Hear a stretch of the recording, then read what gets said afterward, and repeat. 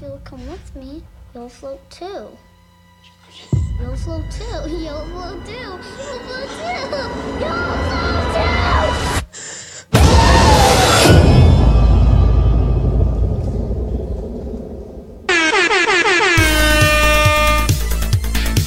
This is insane, you guys. Yo, this is sexy, man.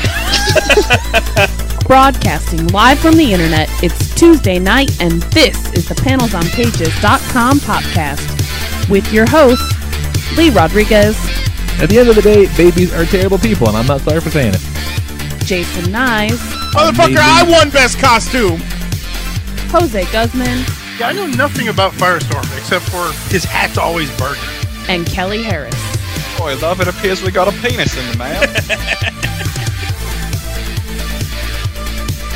I glued my fucking eyes shut!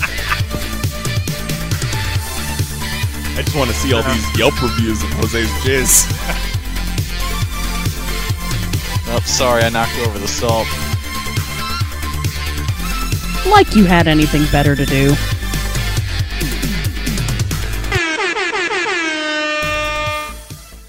What's going on, beautiful people? Today is Tuesday, September 19th, 2017, and this is episode number 393 of the PanelsOnPages.com podcast. Find all of our backlogs at pcn.panelsonpages.com. I'm your host, the Lord Reverend Lee Rodriguez, and joining me tonight, we got Mr. Jason Knize. Yo, me and Ted Cruz peel the banana to the same kind of internet videos. Jose Guzman. He's still muted. Good talk, Jose. And Kelly Harris. Saying you don't like the World War III matches is a very bad take. Bobby. Nailed it.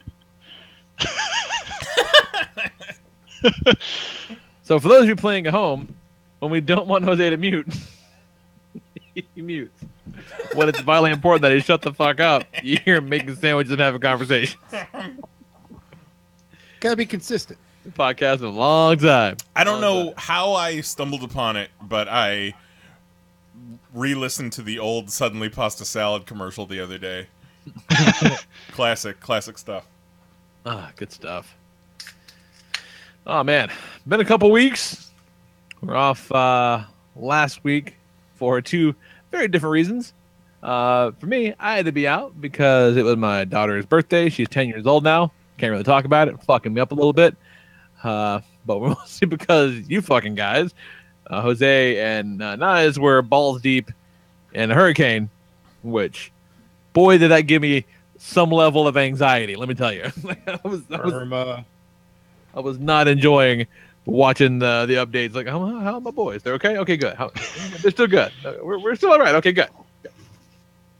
Kept checking on him like long before it even hit him. Yeah. You guys all right? Yeah, it's still a couple days out. All right, cool. Just checking. Cool. Just checking. Yeah. You guys doing okay? Yes, an hour ago. Yeah. You guys need to can goods? No. No shit, me and Mary went grocery shopping tonight, and the shelves are still bare. Like, it's rough out there, you guys. Yeah, that happened here. We get it a lot whenever there's going to be any kind of any weather, snow or something like that. But most recently, it happened during the eclipse. What? Why? I have no fucking idea. Like, Nicole went to the grocery store, like just picking stuff for dinner, and she's like, "What the fuck? It's all bare. There's nothing. Oh my god, these idiots thought the world was gonna end." Oh shit! The moon's gonna hit us. It's the Bible Belt. There's no telling what these fucking bumpkins thought was gonna happen. Like, what sort of biblical ramifications the eclipse had, I couldn't begin to tell you. Y'all gonna get mooned. It was super weird. Well, we got Maria kind of heading our way now, so me and Mary went out to kind of restock our supplies, and there ain't no restocking to be had. Crazy. Crazy. Oh, you want cheese and lunch meat and dairy products and bread and canned goods? Sorry. Why don't you go fuck yourself? God damn. I like it. I like the sound of it. You guys stay strong out there. Gonna be all right. And me and Mary did all right. The power flickered on and off probably a dozen times, but it would come right back on, and the worst was that we'd have to wait for the internet to reboot so that we could keep watching coverage. Man, We lost power for the week. Yeah, Jose didn't have it as easy. that sounds absolutely terrible. My parents Well, too. the no power thing was all right, but it was just fucking hot. Yeah. If I was able to have like a solar powered fan, it wouldn't be as bad. But this house was like a concrete oven Ugh. to where we were outside most of the time. And one night, me and Travis stayed up till like 3 a.m. because we didn't want to go inside. Oh God. So when I was buying shit before the storm, there's no batteries, no flashlights, there's none of that shit. So I'm looking for, but we had that. We get the flashlights, we got the batteries, we got that. But I was looking for like backups just in case. Got a couple, charge your phone batteries. But worst case, I got the car. I can charge the phone in the car, so I wasn't too worried about that. But I came across some tiki torches. And I was like, you know what? I'm going to get some fucking tiki torches. Because I know we're going to end up with no power. And we're going to end up outside grilling. That's the only way we're going to be able to eat. So I come home. I show the lady my hurricane prep stock goods. I went shopping. She's like, what are we, fucking white supremacists now? Yeah. She sees the tiki torches and she's like, the fuck is this? But flash forward 3 days later, when we got the fucking tiki torches set up in the backyard, playing rummy, getting drunk while we have no power, tiki torches were pretty cool. Those fuckers ruined tiki torches for the rest of us, I think, for a little while. Yeah. I'm taking it back. Good for I'm taking tiki torches and the F word back. But the other F word? Knize knows what F word I'm talking about. Yeah, I do. Oh, God. I'm glad you guys are fucking all right, man. Yeah, well, Glad they're not relatively unscathed. It sucked because I had to fly out on Friday to work, and we had no power on Thursday. Jeez. So I felt bad. I didn't want to leave with everybody not having fucking power. Send him a picture from the pool. Not any picture from inside in the air conditioning. So we had got to the point where now it's like, okay, evacuation time, because we can't, it's hot and like the blood's getting to boil, everyone's starting to snap on each other, so it's time to get into some air. So we're making like preparations on how to evacuate and get the fuck where somebody's got air, and they were going to go stay with her sister. So we go to do a last minute, fuck it, let's go to Ale House for some nachos and just accept that it's going to be hot as balls. And then I get a text from my mom with like exclamation marks, fucking power. So that was fucking cool. So it came back on Thursday night. It sucked. It's hot. But we lived. You fucking survived it. You survived it, Jose. It's good stuff. Take that, Irma. Fuck off, Irma. Yeah, the only damage we had outside of the house was a couple trees fell in our little courtyard. One we heard snap just like in the middle of the night, Sunday night, Monday morning, about 2 a.m. We heard a snap and we go outside and it's the tree right outside Mary's office window had snapped, but it hadn't completely fallen yet. And we were just waiting for that one extra gust of wind, and that sucker timbered right down onto the ground. And then there was another across the courtyard here that fell into the building and then fell into another tree. But the biggest and saddest thing about the whole hurricane for us was R.I.P. Gambit Slurpee Cup. So there's this... Oh, mon ami, I miss you. There's this hack where you fill a cup with water, put it in the freezer to freeze, and then you put a coin on top of it, And then if you have to evacuate for any reason, or if you leave your house for any reason, and you come back, if the coin is anywhere lower than the top half of the cup, then the shit in your freezer is not good to eat. But if the coin what that's for? Okay. if the coin is still like halfway up and near the top, then you know that your shit stayed at a good temperature. Okay. All right. So I get that. our freezer always stayed on, but the cup ended up splitting down the side like a small pair of pants. Like how does it even happen? I've had that goddamn Gambit Slurpee cup. It's a Wolverine Origins lenticular Gambit Slurpee cup starring what the hell's his name? Taylor something. Taylor Kitsch. Hirsch? Taylor Kitsch.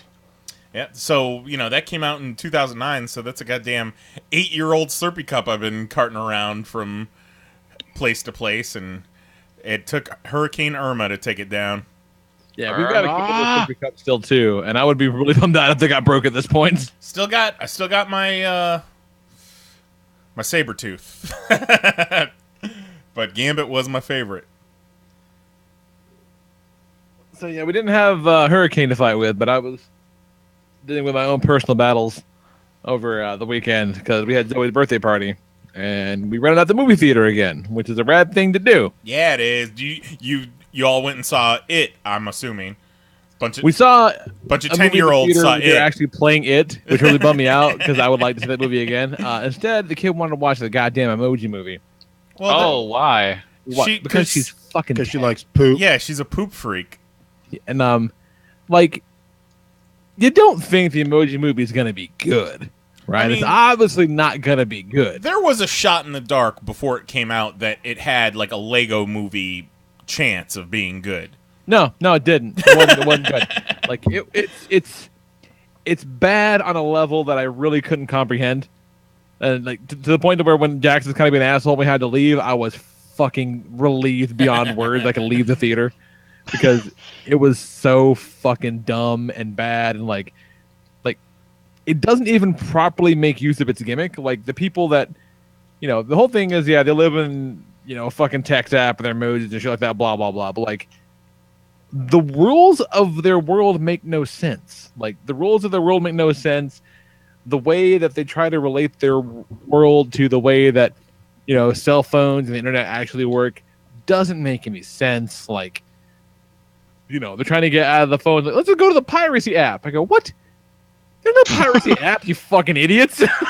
Where you get all your pirated things from, the piracy app. Type piracy and you fucking had your piracy app, you dingbats. I think the piracy app is the fake, like, FBI app, and then you try to use it, and they instantly come to your house and arrest you. Fucking entrapment. Yeah. The thing that drove me the most crazy is that, like, in a movie full of characters with names like High Five and Poop and Smiley Face, what the fuck, like, they're all named after what they are, Like, the lead character's name is Gene. Like, no!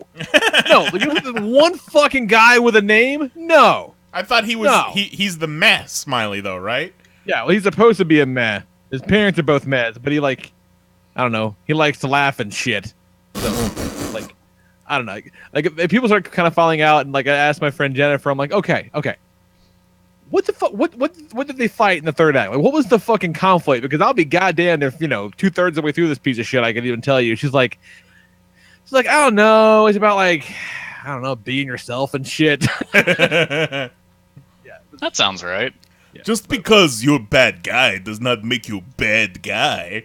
Yeah, we're about 7 minutes in. I look next to my friend Aaron. I go, "Oh, this is just it's a shitty Wreck-It Ralph. This really shitty Wreck-It Ralph. Got it. Check." So dumb. Well, if you think about the Lego Movie, was kind of about being yourself too. Yeah, but it was magical. Yeah, and true. It was good. But that point being, that's two movies that had the same plot before Emoji Movie came out. It's like somebody went, "Oh, let's do that." That's just what we do now. That's what we do for animated movies now. That's the story. Which every third Disney movie is also that. So it's not like it's a new fucking fresh concept. But man, real bad, real fucking bad. Got put in my place by the other kid, the other day. It was right before his always party, actually. So Jax is 3.5. He's getting way into. We're watching lots of Transformers now. He'll watch the '86 movie a whole bunch of times. I got the complete series of the animated Transformers animated from 2007. We've been watching some of that. And he's kind of getting into it, and invariably that means he's gonna start dabbling into my shit more than he did before. And I don't mind him playing with Megazords all day long because for the most part they're big, not a lot of moving pieces. Anything that comes off is kind of designed to come off and just put it back together. You can play with Megazords all day long, with a handful of exceptions. But I don't want to fuck around with my Transformers when I'm not around. This is a bad idea. Let's just kind of keep shit under wraps, keep on my toes a little bit. Nicole comes in to wake me up to get ready for the party. And she walks in the living room, and I just hear, "Hey, what's that?" It's Transformers. I go, okay. She says, that's like a lot. Are those all yours? And he's like, yeah, it's my Bumblebee. I'm like, yeah, okay. What about that one? Where'd all those come from? Upstairs. And she's like, you're supposed to be going upstairs to get Daddy's stuff? I'm pretty sure those are Daddy's. And there's a beat, and I hear him just go, well, Daddy needs to share. I'm like, fucker got me. Daddy needs to share. Fuck. That's amazing. You fucking nailed me. Nailed me so hard, little prick. What else is going on? Otherwise, had kind of a, good news, bad news kind of thing going on. The lady and I have been Legoing our balls off the past week or so. We finally finished up the big Disney castle. She worked on that, and I did the Lego Ghostbuster Firehouse, and they're both so fucking rad. You guys finished the castle and the firehouse on the same night, like you simultaneously orgasmed. Well done. Much, yeah. It actually kind of worked out really well where, both kits kind of coincidentally happened to have 14 bag sets. Yeah. Approximately the same number of pieces or whatever. So we finished within an hour of each other. Those things are so fucking sweet. It was kind of dope. It was a lot of fun. It was very cool. I've been following your build on that Ghostbusters Firehouse, and the detail on that is just ridiculous. It's I'm blown away. I was blown away every time I finished a room. It has Easter eggs. The goddamn firehouse has Easter egg pieces in it. Yeah. I thought it was gonna be because it was a patterned floor, and I'm like, okay, so I got these window pieces, but the windows aren't the clear pieces. They're solid white. Right. I'm like, all right, why the fuck? Because every other window was clear. I'm like, this is kind of weird. What's up with these? And when I finished, I'm this is the fucking dark room when they developed the Vigo pictures. That's why it's got white windows, and why there's tile on the floor, and here's flames coming off of a photo. That's what this piece is. You fucking brilliant genius. It's so cool. It's so fucking cool. And got ended up with it. Yeah, you got all 4 Ghostbusters, a couple of ghosts that can float off the side of the building. The library ghost, the taxi driver ghost, Dana with a Zool face, and Lewis with a second head that has all the headgear and shit on it when they're checking out it's so fucking dope. It's so cool. Really, really great. And while it cannot go all the way, can't go all the way in, the Ecto one does kind of fit in the door. So you can have them kind of driving out or something, like an action shot. I bet that's not the first time you've had that problem, huh, Lee? Just can't get the Ecto one all the way in the garage. It's just the tip in the garage. That's all it can take. Oh, but it's so nice. It's so beautiful. It really is fucking nice. It's not for nothing, but the Disney Castle is kind of amazing too. Yeah, it's a showstopper. You walk by and go, oh, that's enormous and ornate. Holy shit. I love the Lego sets I have, but I've always been disappointed at how big they are in final form compared to what I imagined them being. The Ghostbusters Firehouse looks like it's a good size, but that Disney Castle, that's like truth in advertising right there. That thing's fucking massive. Yeah, it's every bit of 2 feet tall, I think. It's huge. It's great. Good luck finding a shelf for that. Yeah. So we have these kind of heavy duty steel shelves, and I want to just buy like a second one of those because it has adjustable shelves. Even so, a second one, adjust the height. I want them to be really tall, and can use that for that one. Maybe get like that that Ferris wheel thing, kind of make like a little theme park area around the castle, perhaps. And Nicole's like, well, that's really cool, but the room would probably look really nice. We got like a new table in that room and stuff like that. Like, it'd be really nice if we got like some really nice like wall shelves, like floating wall shelves. And I'm like, I don't want to put $2,000 and 700,000 pieces worth of Legos on the wall shelf. That seems like a really bad idea. Like, I don't want to do that at all. That seems really stupid. Like, please don't make me do it. Because, you'll notice that I don't have a lot of those shelves upstairs anymore either because I realized it was dumb. It's a bad idea. Like, each one of those buildings probably weighs like 4 or 5 pounds. Yeah. You want to put 6 of them on one? No, you're fucking crazy. Yeah, those floating shelves are nice in theory, but they don't really have a good... They can't really hold a whole lot of weight. Nah, I used to have some Masterpiece Transformers on one.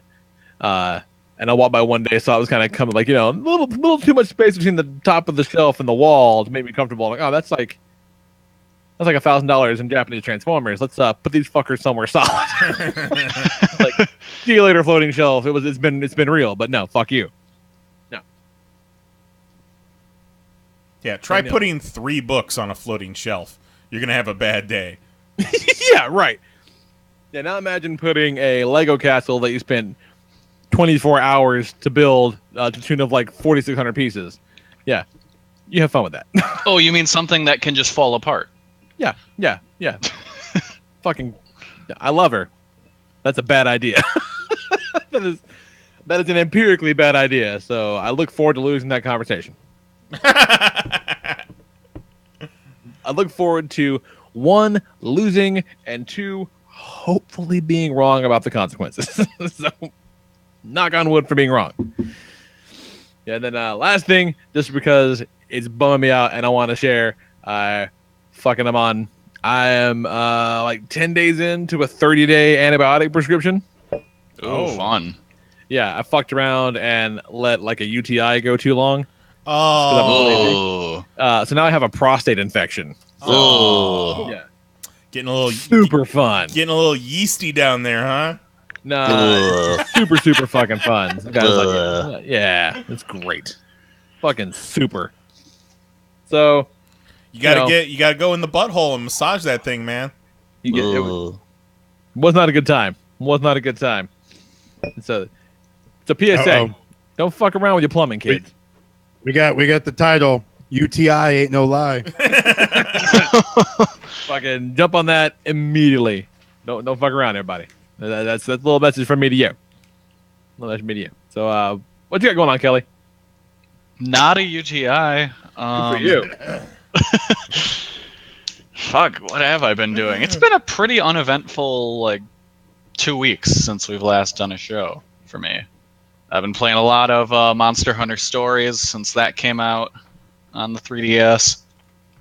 That's a very good time. If you got a 3DS, download the demo. It's the first 5 hours of the game for free. Oh, shit. That's a solid demo. Yeah, I really wish more games would do that, where it's just like, hey, and then your save transfers over when you buy the full game. That is nice. Yeah, so it's like, just do that. Let me know how the actual game is, instead of giving me some strange mini game that's kind of like the game, but not really at all like the game. Or dropping you somewhere in 4 hours into the story to play a half hour. Yeah. Yeah. Yeah, so I've been playing a bunch of that. I've also been watching a whole bunch of animes. Been getting into that My Hero Academia. I keep meaning to check that out. It might be some of the best superhero storytelling going on now. No shit. Yeah, it's really good. The basic concept is, well, at first, if you just look at what the series is, it seems like, superhero high school. But, really what's going on is everyone in this version of Earth pretty much has some kind of superpower. Like, it started off with just one day someone noticed a baby was glowing, and then after that, births started happening, and everyone had some kind of power. Oh. I mean, whether it's going to be something that could make you a superhero or not, you're probably going to have something. Like, some dudes just look like fish people. That's their power. It doesn't do anything. And then other people have cool, like, flame powers. Like, one of the main characters he's like pyrokinetic, but where it comes from is his sweat has nitroglycerin in it and he can ignite it. Oh boy. Christ. Yeah, it's pretty cool. So he gets like these gauntlets made that store up his hand sweat, and then he just shoots out fireballs. That's fucking awesome. That's so Yeah. cool. It's really cool. Finally, And- a character I can relate to. Yes. And the main Like, I see myself. Representation matters. the main character, Midoriya, he is born without a power. So, and like, he pretty much feels useless because he has nothing, but he's determined. He's like, I'm going to go to this superpower high school because the Superman of this world, his name is All Might. He's so inspired by him. He wants to be able to help people no matter what. So he's like, even if I don't have a power, I can still be a hero. And then one That's a day, pretty great superhero name too. yeah, All Might is awesome. That's a pretty good name. And so one day he's walking home from school and he gets stuck in the middle of this supervillain attacking who's like made out of goo. And then All Might shows up and saves him. And meanwhile, Midoriya is like the biggest nerd in the world. He just carries around notebooks that he takes notes on various superheroes that he sees. So he has like their entire bio, so he knows like everything about them. Okay. So he's basically trying to be Batman at that point. But he's such a dork, he grabs out his notebook to get an autograph from All Might. As All Might's trying to jump away, he just grabs him by the leg and just jumps with him. So like he's trying to fly across the city, and he looks back, and there's this little nerd stuck to his leg. All right. That sounds fucking great. Yeah. So they get to talking and stuff, and All Might like kind of lands on a building and reveals like all this steam starts pouring out of his body, and then all of a sudden he just turns into like an emaciated version of himself. And it turns out that a couple years back he got hurt really bad in a super fight and lost a bunch of his internal organs, and now he can only be superpowered for like 3 hours a day. So then he goes and he and Midoriya have to go fight that bad guy again. But like he can't really use his power, so Midoriya just jumps in because he knows he needs to do something even though he has no power. And the fight happens, and then later All Might reveals that his power wasn't his. It's a power that's gifted to people through generations, and you just like kind of cultivate it, and then inevitably when your time comes you pass it on. And then so he wonderful. yeah, so he decides Midoriya is going to be the person he passes it on to. Is this on Crunchyroll? Yes. All right, I gotta check that out. Yeah, it's really good. I'm a little ways into season 2, and it's so good. I gotta check that out. Maybe we'll watch that on a Japan shit. That sounds like fun. Yeah, no, we should. It sounds great. right up our alley. What's it called? White Chocolate Macadamia, starring Midori Sour and All Night Long. Yes. Wow. Yes. That's fucking solid, sir. All of those things you said are right. All night. And also, one more thing. I suppose I should talk about this because in my week, I'm a 2-0 in You fantasy ain't the football. only one, motherfucker. Yeah. God damn it. Well, congratulations. My team this week was basically the opening scene of Saving Private Ryan. I don't know if you guys saw that. Yeah, Saving Private Ryan. Yeah, it's a really good movie. Yeah, you know how they're like all get off the boat and walk onto the beach? And then everybody gets shot? Yeah. Yeah, that was my starting lineup this week. Just drive this point home a little more. Walk around, carry his arm around.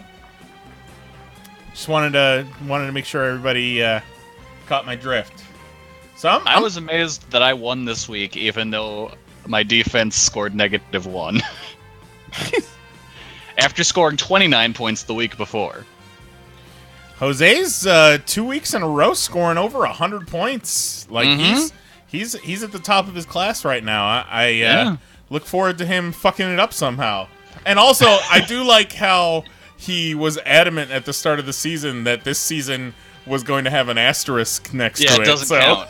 Hey, but you do notice the guy that the computer made me pick second was on my bench, motherfuckers. Nah, I didn't notice So that. all the guys that I actually picked are whooping ass.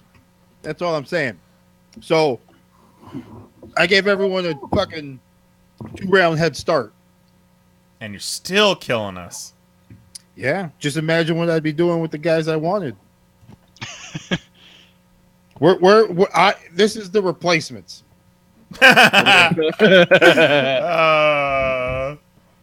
Fucking Joe Falco's taking us to the goddamn Super Bowl.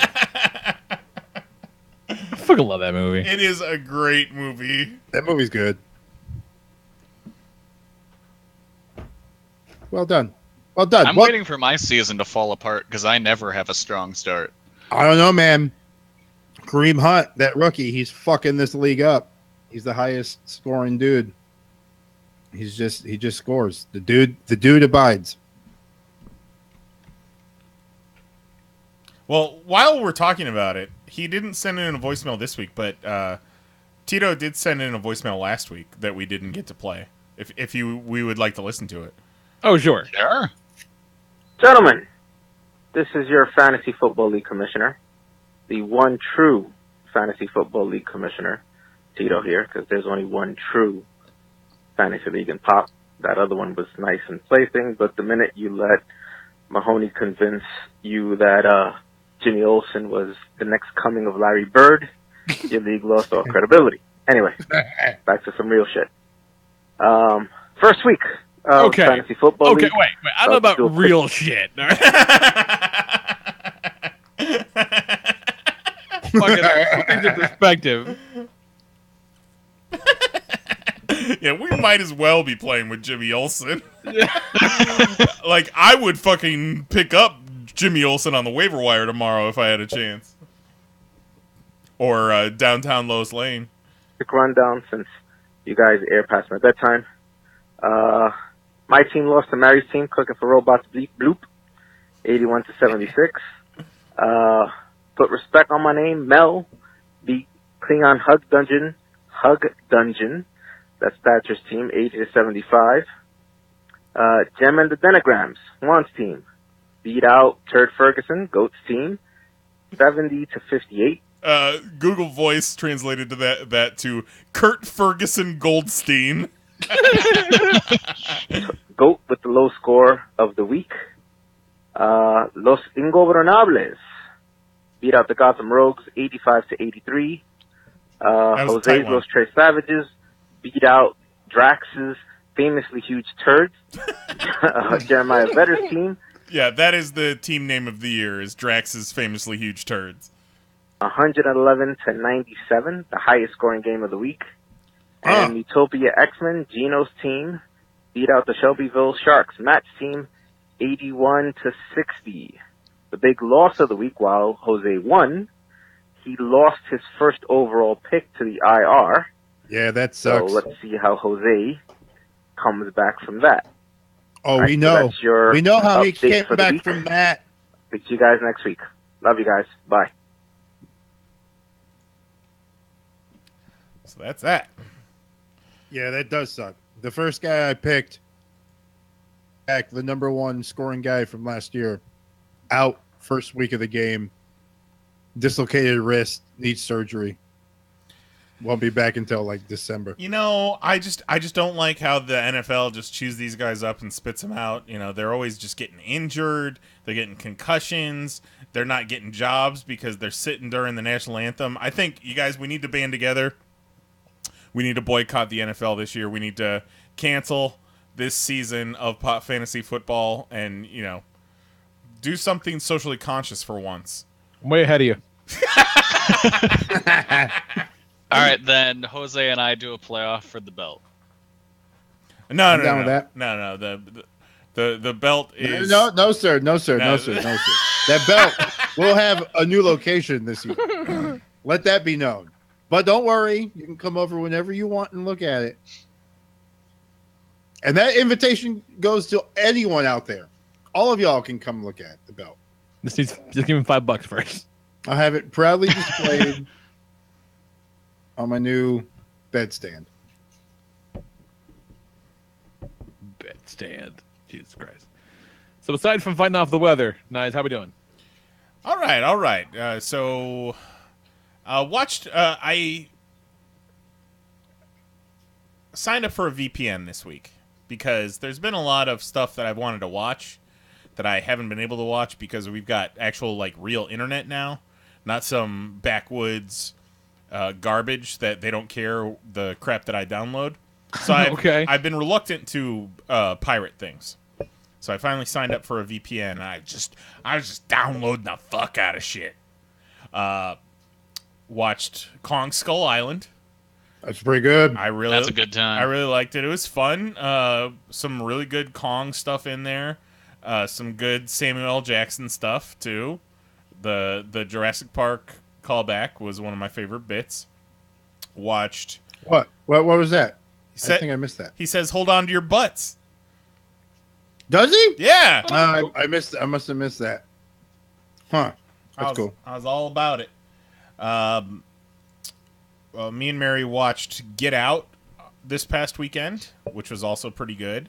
I watched Get Out after I binged the entire first season of Atlanta on Hulu, and was surprised to see that the one of the main dudes from Atlanta is one of the black guys in Get Out. So that's kind of cool. He's also he's L in the Death Note movie too. Huh. He's good. He reminds me of Dave Chappelle, that guy. I love that dude, man. He's great, like, in everything he's in. One of my favorite bits from Atlanta was when they're running around bartering shit all day. Oh my god, yeah. and they drop the dog off at the guy's house, and Donald Glover's losing his shit, and he needs the money. And dude, I don't even know the dude's name. I know Paperboy, I know Donald Glover, and then the guy that looks like Dave Chappelle. Right. And you know, Donald Glover really needs the money, so the guy's like, "Here, you can take my phone, you can pawn it, get the money for that." And Donald Glover's like, "Oh man, thanks so much, I really appreciate it." And the Dave Chappelle looking guy goes, "All right, we're friends now." It's funny stuff. Funny. My favorite bits with him is they're at a nightclub. People going nuts, whatever. You know, he walks out like the roped area of the VIP section, you know, and kind of stops for a second and walks back up to the bouncer guy and goes, "Hey man, did you ever have to like bounce another bouncer?" And the guy looks at him and goes, "You know what? Yeah." And it was really weird because he knew all the moves. He's kind of like, right on, and then just walks away. That's the entire their interaction. He's like wanted to know. And then, so fucking funny. You know, like 5 minutes later, he comes back to get back in VIP. The guy doesn't remember him, won't let him back in VIP because he doesn't have the right colored wristband. And the next time you see him, he's on the phone with Paperboy, and he's at home eating cereal and playing video games. He just fucking left. Yeah, all right, cool. I'm good. They wouldn't let me back in VIP. I'm home, y'all. So yeah, highly recommend it. It 10 episodes. I burnt through it in one sitting, essentially. Yeah, it's very, very good. It's very good. What the hell else? Me and Mary did NXT again this past week. It was supposed to be Wednesday, but they postponed it until Thursday because of the hurricane. You're seeing lots of wrestling, man. Well, I mean, it's $10 a ticket. No shit. Yeah, and it's That's Wow. a good price. it's close and it's fun, and you get 4 shows worth. You get 4 episodes worth of NXT in one For sitting $10? for $10, $10 a pop. Wow. And it was really cool. We got to see Kairi Sane, who just fresh off of her Mae Young Classic win, fighting, and then got to see an NXT Championship match. Drew McIntyre against Roderick Strong.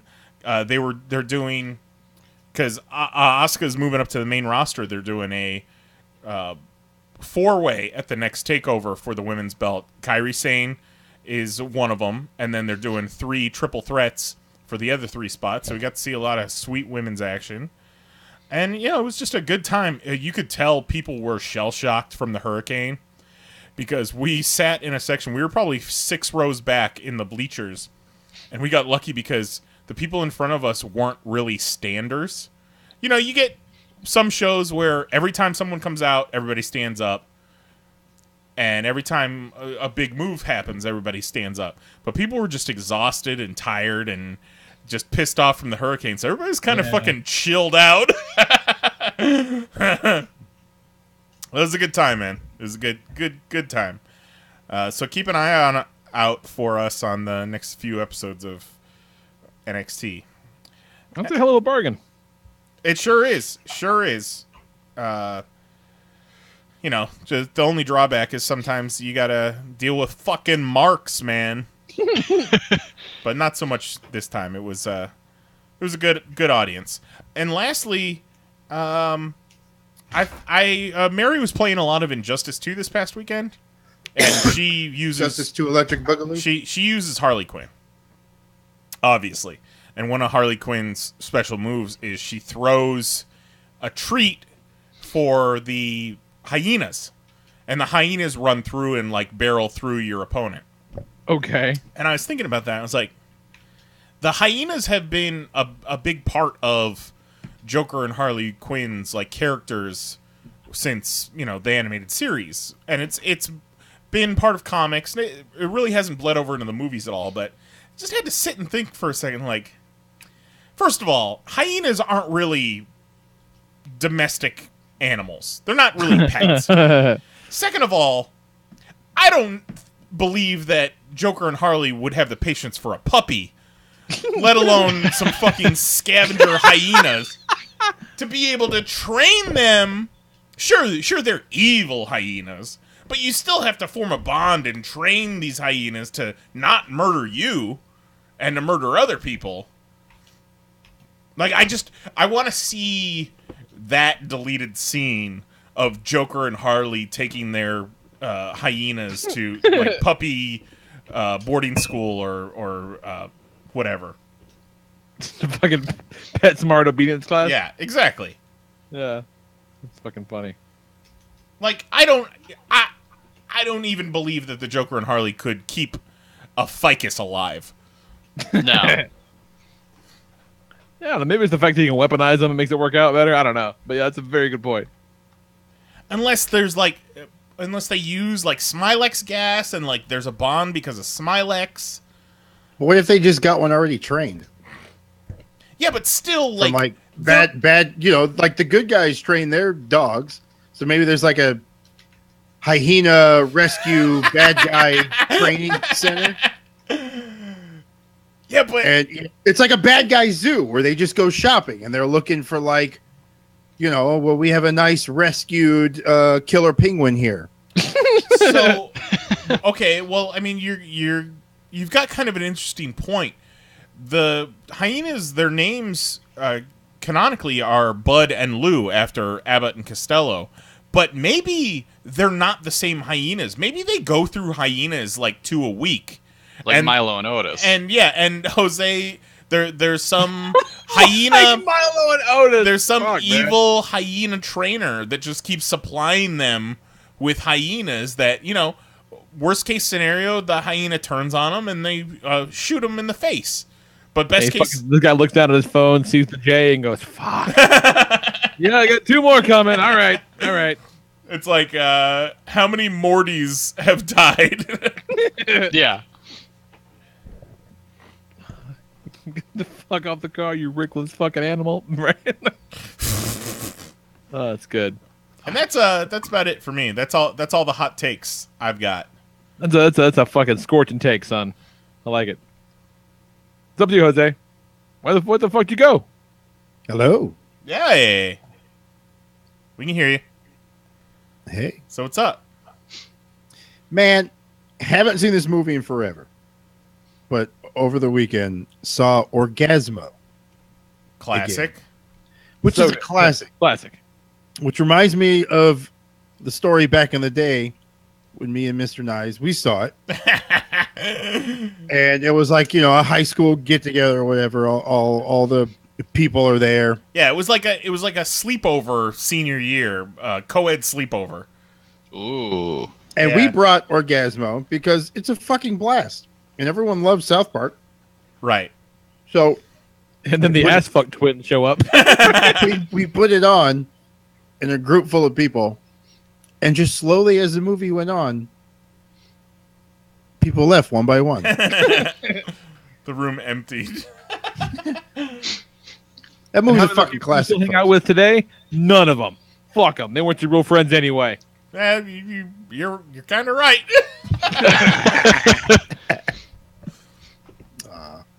R.I.P. high school. So me and this guy, we saw it Yeah. before Yeah, I saw it too. shit went down. Fucking great movie, man. Yeah. And well A+ done. work on the video, fellas. Good stuff. Well, thank you. Fighting the goddamn storm for that one. Like they kept saying, or the storm's going to hit around 2. So I'm thinking, okay, 2.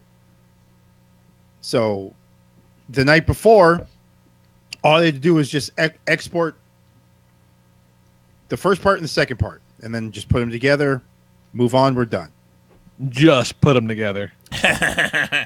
Well, no, like they were done. That's what I was exporting because we did the first half. We reviewed the trailer. That was I one believe part. you, but there's no just. There's never a just. Well, yeah, no shit.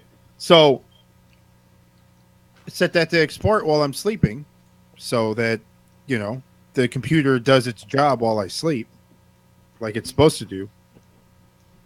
Wake up, didn't fucking export. It's like, you son of a bitch.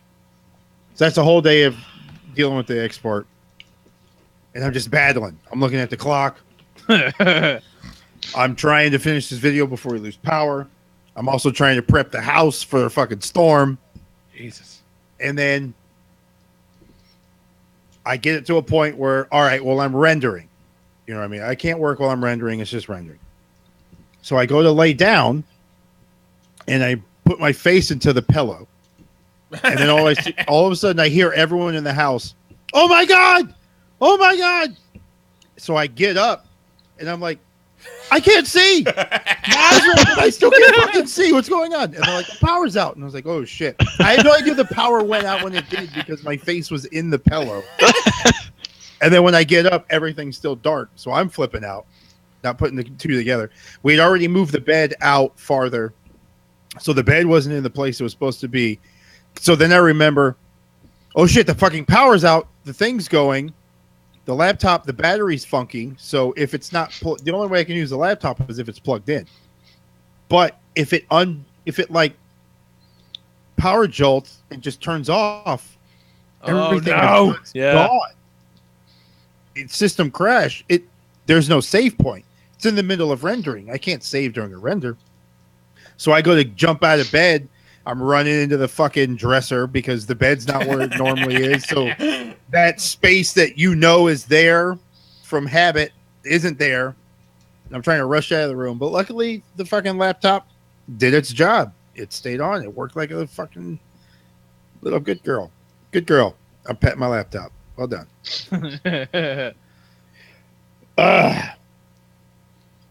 So that was cool.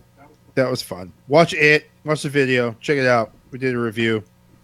It's pretty good. Yeah. I didn't watch it. Clowns are scary, but I'm sure you guys did a good job. Well, one of the things that you guys said, I think it might have been you guys, and I've seen other people say it too, talking about how like the CGI was kind of distracting, especially like on his eyes and whatever when his eyes go cockeyed. Yeah. That wasn't CG. He can just fucking do that. Yeah, I found that out later. Well, That's so crazy. There is the CGI that like makes his eyes glow and they go orange sure. at Yeah, one But point. because there's so much CG on the eyes, you just think it's fake. Yeah, that weird shit he can just do. That's insane. His eyes straight go Kerouac. Yeah. One's looking north, one's looking south, and he could do that for realsies. So weird. So weird. I am stoked to see it again. I have been having a lot of Pennywise dreams, the past couple of weeks, which, shit happens. But because I'm obsessed with that movie right now, so I'm watching a lot of videos about it on YouTube, and it keeps recommending more It videos to me on YouTube. So whenever I open YouTube, it's just a bunch of Tim Curry and Bill Skarsgård It's just staring back at me. So it's kind of seeped into my subconscious in my waking and sleeping moments. Jeez. Have any of Really you dug it. I guys liked it read quite the a lot. book? I have the book. I've read part of it, like on a family road trip. I never got far. Well, what I heard was Don't. This isn't about the goddamn what? child orgy, is it? You talking about the train in the sewer? Yeah. Where the fuck did that happen? That's been in the book the whole time? God damn it. I really want them to put that in a movie, but then the entire time there's a disclaimer on the screen that says Stephen King was really high on coke when he wrote this scene originally. Yeah, so It is of its time. I'm so sick It's of this coke discussion. time. I'm so sick of this discussion, but let me put it out there for you, Jose. Essentially, they beat Pennywise as kids, but they can't get out of the sewers. Like, Well, no, I know what happened. You know it now? got explained to me. But that shit's in the book? Yeah, that shit's in the what book. What the fuck? Jesus. Oh my god. I literally tweeted the other day, if I never hear about the fucking child sex scene from the It book again, it'll be too soon. Gotcha. Speaking of Stephen King, I heard this pretty crazy story on a podcast talking about how he's kind of gone on record as saying that to write Cujo, he did a whole shitload of cocaine. No. Sat down in front of a typewriter, came to 2 days later to a trash can full of bloody Kleenexes and a finished manuscript. Yeah. Like, the fuck? There is no way any sort of pre-production or planning went into it. Like, that was a week-long coke binge, and he crapped out 1,000 pages. Yeah, it's insane. What a fucking... They put a trailer up, I think it might have been the day it premiered. They put a trailer up for Netflix's Gerald's Game, which I'm pretty excited about that. What's that? That's a fucked up book. I enjoyed that book quite a lot. It's Is that the one where the guy gets kicked in the nuts? yeah. All right. Yeah, it's just, it's about this couple. They go to kind of like their little summer house thing, like a weekend getaway. Shit's going all right. Everything's going great. They start, fooling around a little bit, and he handcuffs her to the bed. Then we're gonna have a little rough trade, and gets a little too into it. She flips out because he's, getting a little too aggressive, and she kicks him in the balls. He has a heart attack and dies, while she's in the middle of fucking nowhere, handcuffed to a bed. And so it's like about her kind of, descent into madness and fucking desperation to get out of this thing alive with no one around to help her. It's super fucking nuts. And Carla Gugino will be the lead in that. And I like her a lot. Should be good. She's playing moms a lot lately. She plays the Rock's ex in San Andreas, and she's essentially Alexandra Daddario's mom in that. Hey, Carla Gugino can still get it. She can still get it. No, Somebody's no lie. got to play the really hot mom. You know who could still get it? Jamie Lee Curtis in that Halloween image. Hell yeah, she can get it. That shirt is doing lots of work. Those buttons are Exactly holding on thing. for I'm like, dear "You see this life. fucking picture, Nicole?" She's like, Poo yogurt does a body good, y'all. goddamn right. Sorry about that. Apparently, that's a Jody Hill and Danny McBride script they're making. Yeah. Yeah. That's amazing. Pretty wild. Pretty fucking nuts. Let's see. Speaking of Danny McBride and Jody Hill, Vice Principals came back on Sunday. Oh shit, it did?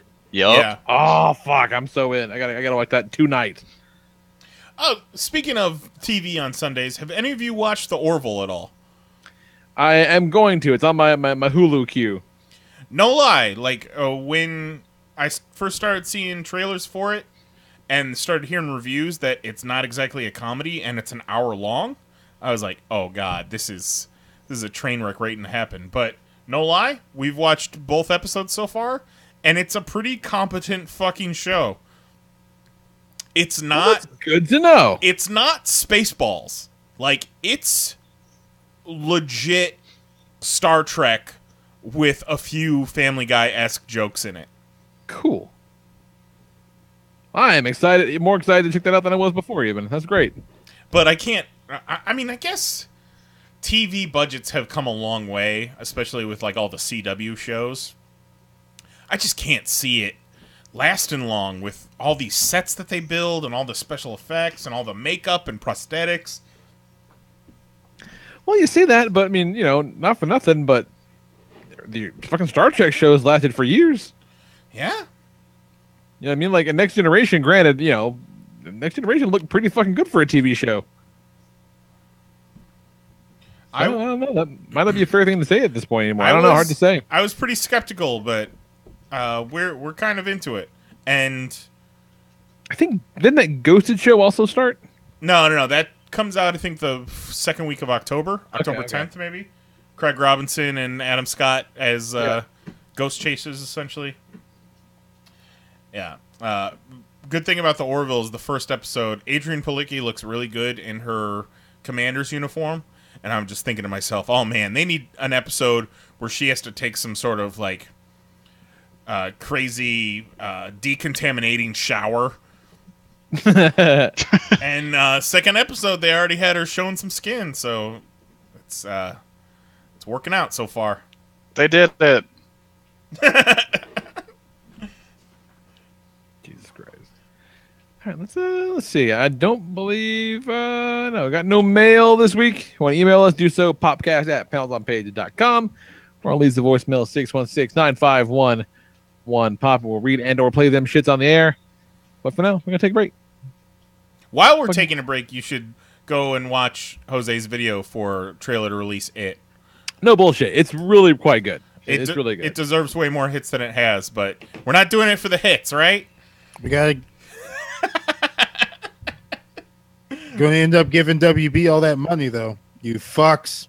Well, I don't. I'm watching you, YouTube. We've still got the video got hit with a copyright ding because it uses a big chunk of the trailer in it, and they recognize the trailer music, but we got that shit disputed right now. Yeah, because it's that's like king of fair use there. Yeah. Hmm. Exactly. And you know how we talked about making Jose the Blumpy of Pop? Oh. What if now we can just get the real Blumpy? Sorry, Jose. I think that guy'll be all right. Well, show the rest of the class the fuck you're talking about.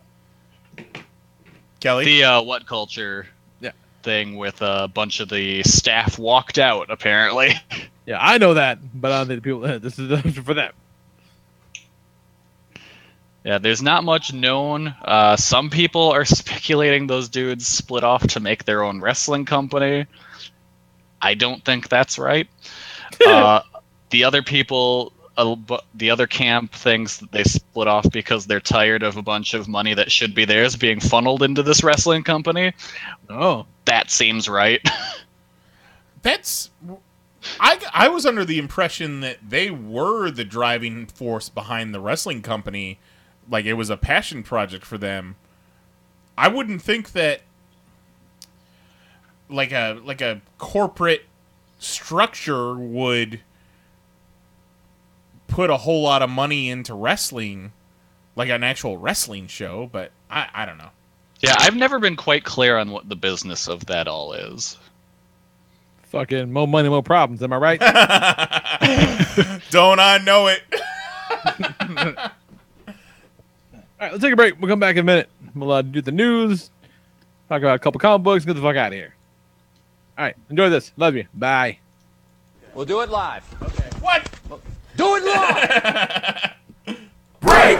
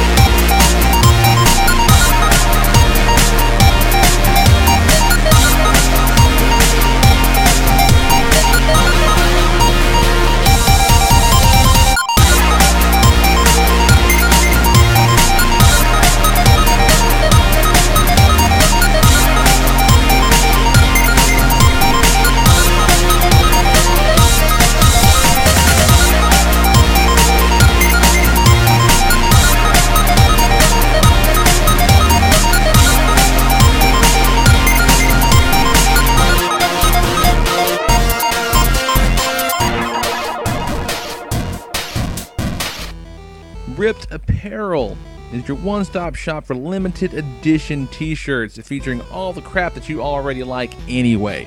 Every day you're going to see 3 new limited edition designs available only for 24 hours. That's just a single day. After that, they're gone forever. And best yet, if you want to check them out, buy a little something, they're going to throw a little kickback to us, your folks, your friends here at the Popcast. So go to PanelsOnPages.com, click that banner at the top of the page, or on the sidebar at pcn.panelsonpages.com, or you can just update your bookmark. Check it on your phone every single morning. That's what I do. Ripped, that's RIPT.PanelsOnPages.com. T-shirts start at just $10 and they'll kick us a little something every time. Help us keep the lights on, help us keep the podcast going, help us keep the site up, and gets you a pretty cool T-shirt, man. Cool swag, cool shirts, good people, good deals from your favorite podcast. So check it out. Ripped.PanelsOnPages.com. 24-hour limited edition T-shirts that are pretty damn awesome. Check it out. And now back to your regularly scheduled podcast.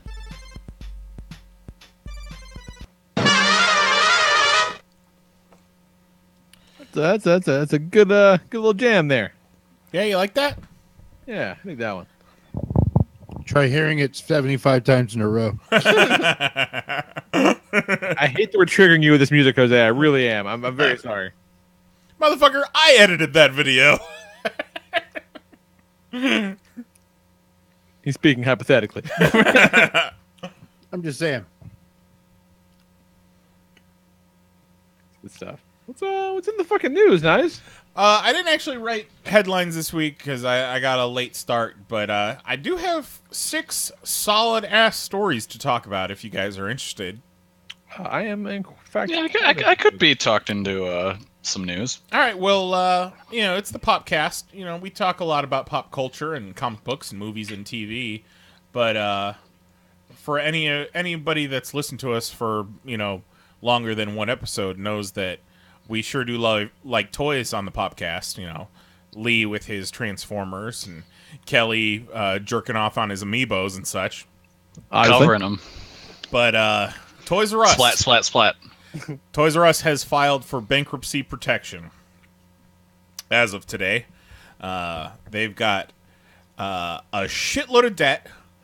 And so much debt. A lot of their vendors are reluctant to give them any new products for the holiday season because of the debt, and that would only increase their debt. So they filed for bankruptcy protection, going to look to restructure some of their debt.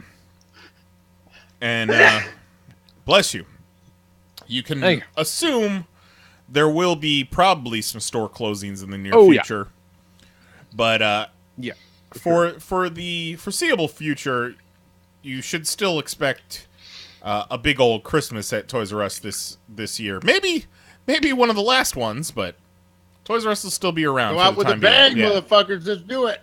I'm gonna wrap one of them go-karts around the store. I don't know if you guys know this, but Jose was actually banned from Toys R Us by his mother as a young child. For riding a Batmobile around the store. That's amazing. He was 19.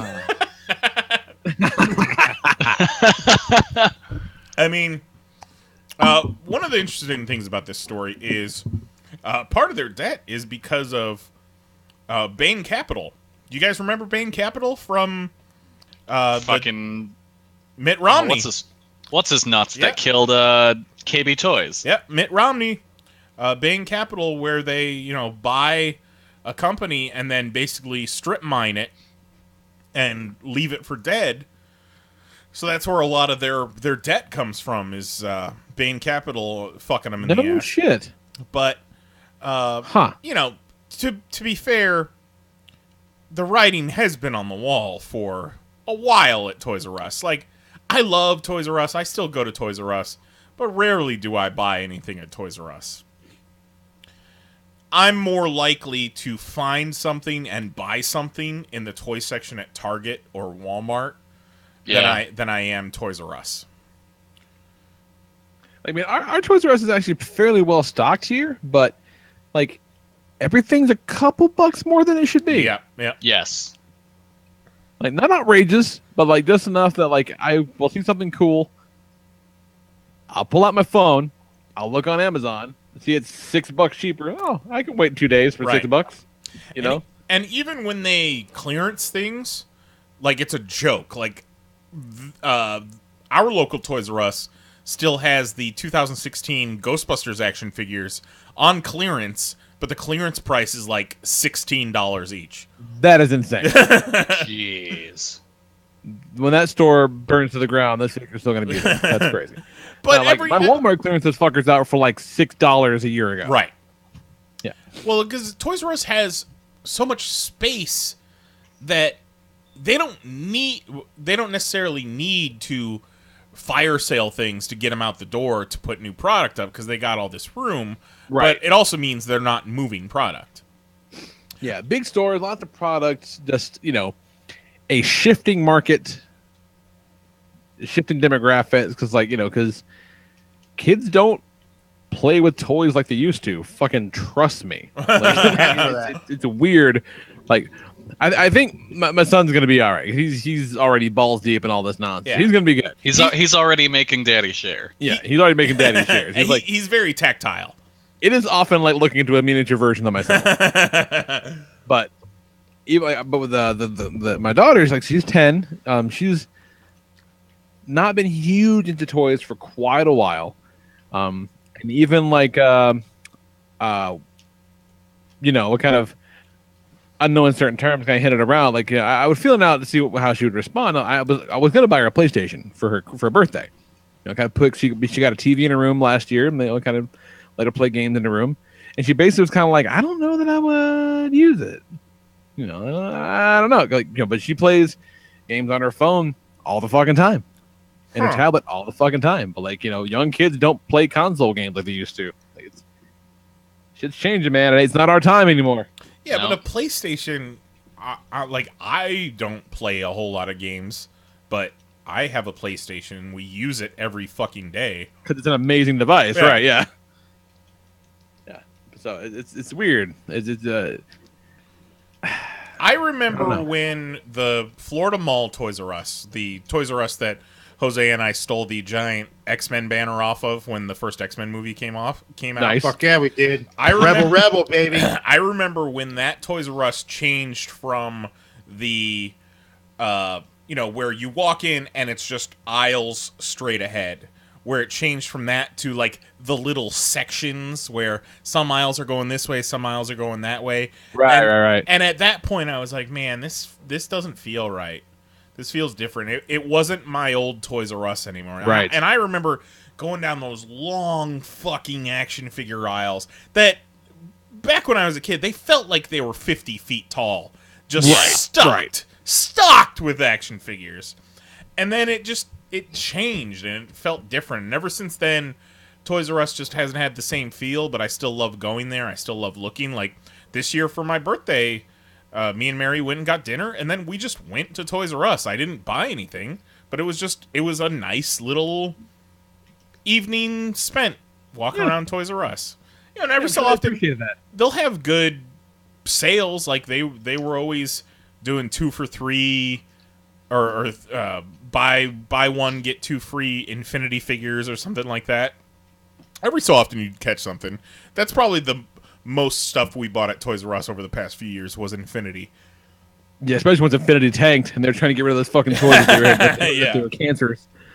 But like I said, it's tough with Amazon and online ordering, and especially when Toys R Us is online, the website is a fucking joke. Yeah, and the prices on the Toys R Us website are worse than in store. Yeah, they're worse prices. The selection is dog shit. Like, they have nothing on the website. Like, it's really weird how little they've got. I'm not talking about, like, my shit either. Like, I can't find, Legacy Power Rangers or whatever the fuck I'm trying to get. Like, no, even like kids shit. Like, like Paw Patrol and Blaze machines for Jax. Like, no, like, their website is awful. Yeah. It's awful. What's a Blaze machine? Blaze and the Monster Machine. It's an anthropomorphic monster truck. What a Blaze machine is. He hangs out with other monster trucks. All right. It's new to me too. Is that a television program? Yeah, it's a Nick Jr. show. And Okay. his catchphrase is, "Yo, let's all go get blazed." No, his catchphrase is actually "Give me some speed." Oh, goddamn, Blaze! It's lit. I found out the other day that Nolan North is the voice of Blaze. That motherfucker has a varied career. Wow. And no lie, like Target and Walmart, their toy sections are solid compared, like as far as action figures go, like superhero action figures, movie action figures, wrestling action figures, stuff like that. I feel like I'm always finding better selections at Toys R Us and Walmart at Walmart and Target than Toys R Us. And like, I can't remember the last time Toys R Us had like an exclusive line or something. Like Walmart currently has those WWE retro figures are their in-store exclusives, and like Target will have those exclusive waves of Marvel Legends. But what does Toys R Us get? Toys R Us has got some exclusive Transformers stuff from the new movie. The Power Rangers Legacy figures that were based on the movie, those were exclusive to Toys R Us. So they've got some stuff. I remember one of the last times we went into Toys R Us, they had the $20 Marvel Legends in like CGC cases. You said something about that. That's super fucking weird. Because I guess, according to Kerouac, I guess people were opening them up and switching out figures or taking out the Build-A-Figures or something like that. It was jarring to see. Yeah, that's odd. That's super fucking weird. But it's going to be an interesting time the next few years. We got fucking what? Toys R Us is closing. All these millennials are killing all these chain restaurants. What is the world coming to? I mean, you know, it sucks. We coming for you, TGI Fridays. Hey man, they got endless apps. At least they're trying. I do appreciate their endless apps. I actually enjoy a good endless app. Fried green beans. Come on, you can't. Man, their pot stickers, delicious. Oh, and the plating is so nice on that little rectangular really plate. Friday's not a bad wing. Reminds me, Carlin had this bit about TGI Fridays. He's going off about chain restaurants, and he says, if I had a restaurant, I'd call it HSIOW. Holy shit, it's only Wednesday. I feel like you get a lot. People buy a lot more drinks if the atmosphere was perpetually fucking Wednesday. Speaking of new business ventures, Gareb Shamus, former editor-in-chief, owner, president, whatever the fuck he was of Wizard Magazine and Wizard World Former Conventions. fine artist. Yeah, fine artist. Topic of a Chris Ward tribute album at one point. He is starting his own line of comic conventions called Ace Universe. And hey, you know, you groan, Lee, but you might think that he's just gonna be cranking out the same like flea market-y autograph cons that Wizard does, you know, in hole in the wall swap meets and VFWs. But no, they're going big. They're going Nassau Coliseum, and they're bringing the entire Justice League. This'll last a convention and a half. Sure. Closes by Sunday. What does it say here? The new company plans to host Ace Comic-Cons that approach the events from a different perspective, namely making each gathering into an arena-based, highly immersive, live-streamed event that's themed and, as they put it, quote-unquote, curated around the talent who will be appearing. Fuck every bit of this. Oh, and his bro Steven is involved too. And remember, last time we talked about Stephen Shamus, he was getting ousted from Wizard World for basically defrauding the company. Like millions of dollars. Yeah. He had to funnel some money for his brother into his Ace Frehley convention. But he's supposed to get Gal Gadot at one of these next shows. I'll bet you can't. Like, here's the thing. I don't know. I never put on a convention. But based upon the sheer number of them, it doesn't seem like it's hard to get motherfuckers. It's like, you're free this weekend? Would you like to make $35,000? Come on down. Like, yeah, I guess. I think that article that interview with Stephen Amell where he's like, yeah, he's gonna go home with trash bags full of 20s. Right. Yeah. I don't think it's gonna be hard to get people to come down for that. The culture has changed to where, you know, it's not just those B, C, D list actors trying to be recognized and sell a $10 autograph. It's a business these days, and even the biggest names will get in on it. You know, all these Marvel Cinematic Universe actors still do Wizard World shows, even though those things are fucking just sad. Like, did you guys? What I think it was Wizard World Chicago. I saw a bunch of pictures from Wizard World Chicago, and you look in the background of any picture from Wizard World Chicago, it looks desolate, empty. Really? Like, I think a lot of the pictures I saw were either Adam Hicks pictures or pictures that Adam Hicks was tagged in, and it would be a picture of like a cosplayer, and there you would not see another person in the background of that picture. Last Wizard show I went to was in Nashville, the one where they misprinted the word Nashville in giant letters in the front of the program. That was Wizard World Nashville. Nice. And I remember being surprised by how many people were there. I went for free because I don't pay to go to Wizard shows. But like it wasn't quite as high as it is now, but I think it was still like $60 for a day pass. And there were a lot of fucking people there. Yeah. And and again, I'm not an autograph guy, but I'm walking around booths, and it was like, that's when back in the day where like every third booth was just some Minecraft shit and pop vinyls, and I'm like, wow, like I would be drowning in my own rage if I paid $60 for this. Take me out of here on a goddamn stretcher. Man, when I think about it, if you say, hey, Kelly, think of something that you understand less than pop vinyls, it's Minecraft. And the guy who created Minecraft is like a huge fucking prick. Oh, yeah, that dude's a real fuck. That Minecraft money. That was also the only convention I've ever paid out of pocket for a photo op in my life. And it was for Jason David Frank because Zoe really wanted to see it. And she'd been to conventions with me before where we were kind of there doing pop shit. And we don't have to wait in line or pay for shit. We just get to talk to people and hang out, And so she's like, I want to go see Tommy the Power Rangers. I'm like, yeah, I don't. I'm like, okay, fine. And Zoe, we're the common folk now. Yeah, it was kind of like that. I'm like, I don't think you understand. This is not the same experience where the last show she went to was the one where we interviewed DDP, and he was fucking hamming it up with her big time. Had just pulled her up onto his lap and was doing diamond cutters with her. So she had a big deal. She's like, oh, let's go do that with the Green Ranger. I'm like, that's not gonna happen this time.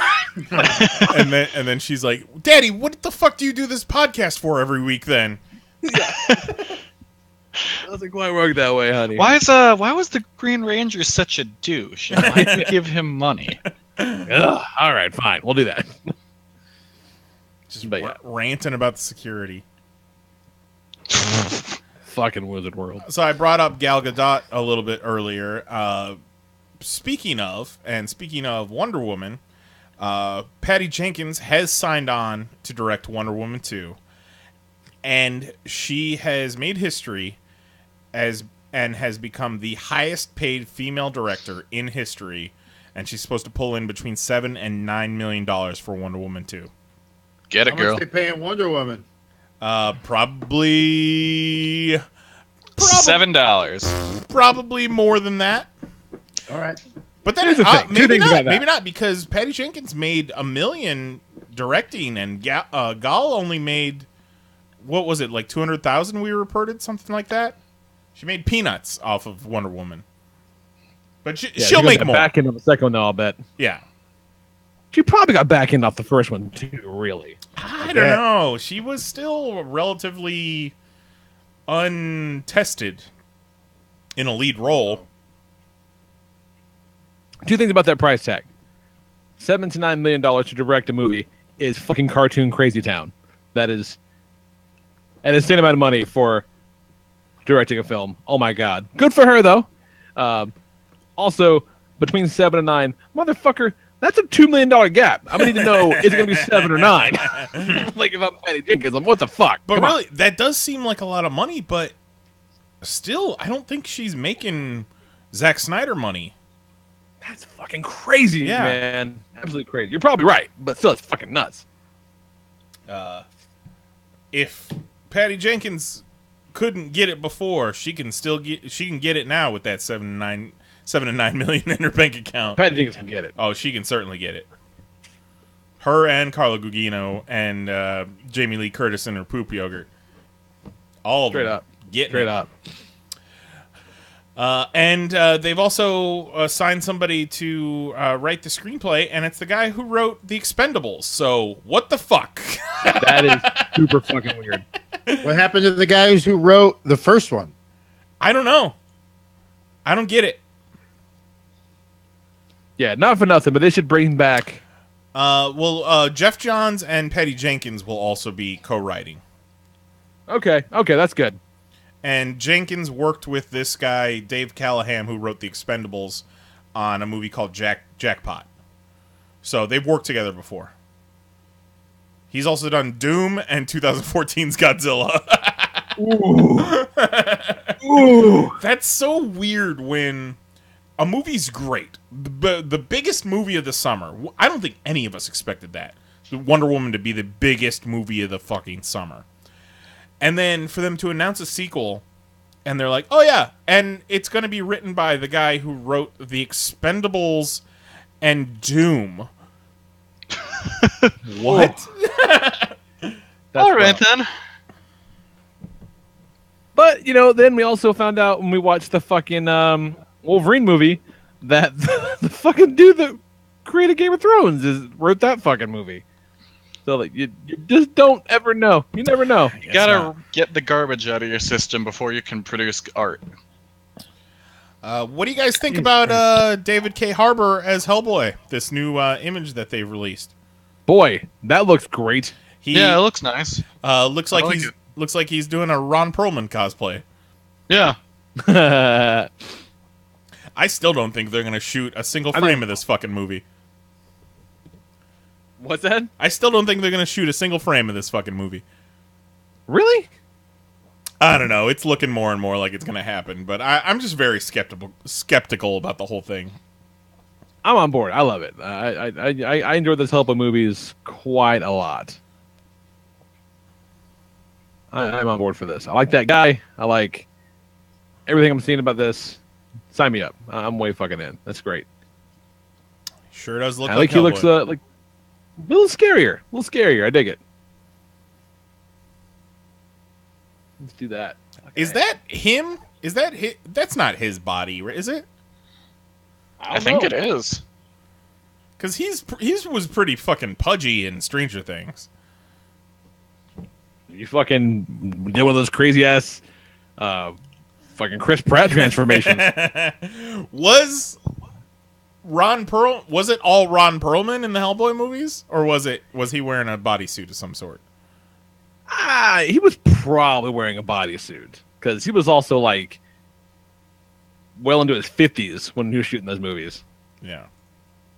Although maybe that's not fair. I don't know. Maybe he's fucking super jacked and I don't know it. Let me ask you guys if this story interests you at all. You guys followed this Aubrey Sitterson IDW G.I. Joe thing at all?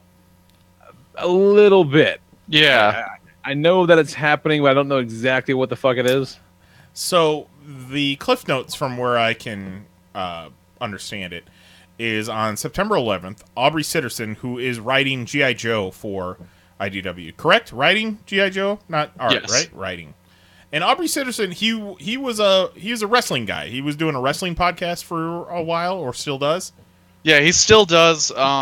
He was also an editor at Marvel for a few years. Like, he edited that great Jason Aaron Ghost Rider run. Gotcha. So on September 11th, he tweets, "Oh, good. It's self-centered national tragedy remembrance from the people who weren't even anywhere near New York City Day." Jesus. Jesus. I mean, he ain't wrong. That's a hot take. I mean, if you're Spicy. I feel like if you were in New York on September 11th, you get to be a little bit of a fucking prick. Yeah. Yeah. On Yeah. September If you were in 11th. New York, sure. So apparently there's some internet trolls that have been wanting to get rid of this guy off of G.I. Joe for a while now and use this as ammunition. And IDW released an apology essentially, and said that they were going to handle shit behind the scenes with Aubrey Sitterson. Huh.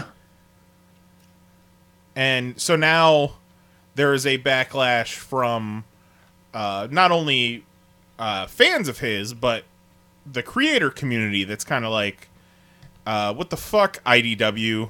Like, some of these comics companies won't come out and speak out against serial harassers and abusers, yet Right. this guy puts out a snarky tweet on September 11th, and he gets dressed down in front of the entire industry. He says, I see the same article. He says, I'm catching flack for this, but as a guy who stood in the streets of Lower Manhattan, where he lived, and watched it all unfold, fuck you.